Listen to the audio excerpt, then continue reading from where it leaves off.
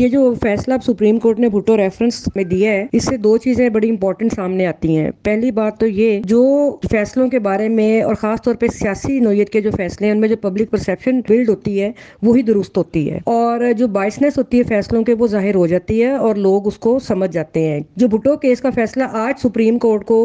تقریباً 40-45 سال کے بعد جو سپریم کورٹ جس نتیجے پہ پہنچی ہے، تو پاکستان کے عوام، پاکستان کے دانشور اور پاکستان میں سیاسی اور جمہوری سوچ رکھنے والے جتنے بھی شہری تھے وہ اسی دن اس فیصلے کے اوپر پہنچ گئے تھے جس دن یہ فیصلہ سنایا گیا تھا۔ تو اس لیے سپریم کورٹ کو خاص طور پہ چیف جسٹس پاکستان کو یہ سوچنا چاہیے کہ جو ان کے فیصلوں کے بارے میں اب پرسیپشن ہے، خاص طور پہ یہ 9 مئی کے واقعات اور باقی جو سیاسی نوعیت کے فیصلے کیے جا رہے ہیں، تو لوگوں کی پرسیپشن جس طرف جا رہی ہے، آج سے 50 سال بعد یا 40 سال بعد کیا سپریم کورٹ دوبارہ ان کو ریکٹیفائی کرے گی؟ تو یہ آج ہی ان کو سوچنا پڑے گا۔ اور دوسری بات یہ ہے کہ انہوں نے ایک بات کی کہ جو پرنسپل کے حوالے سے بات کی، جو بھٹو کیس کے اندر قانونی نکات کے بارے میں، تو اس میں یہ سمجھتی ہوں کہ جو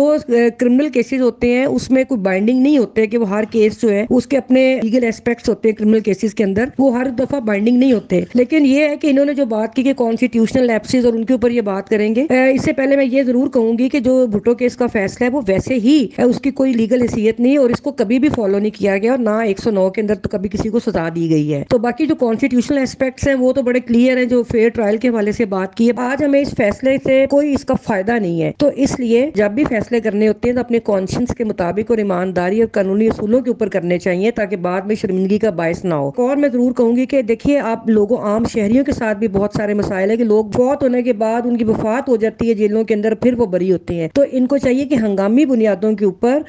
جو جوڈیشل سسٹم کی اوور ہالنگ کے لیے یہ کام کریں، اور اس کے اندر بڑے جورسٹ کو، بار ایسوسیشنز کو اکٹھا کوئی پینل بنائیں، کسی طرح ڈسکشن ڈیلیبریشنز کے بعد جوڈیشل سسٹم کی فوری طور پر، خاص طور پہ جہاں پہ فنڈامنٹل لبرٹیز اور ہیومن رائٹس براہ راست انوالو ہوتے ہیں فوجداری کیسز کے اندر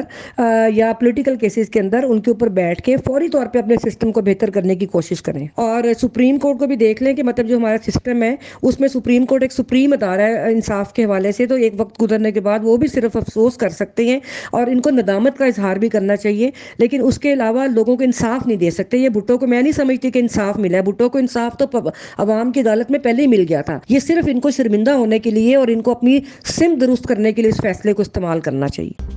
مزید نیوز اپ ڈیٹس اور ڈیجیٹل سٹوریز کے لیے سبسکرائب کریں ڈان نیوز پاکستان۔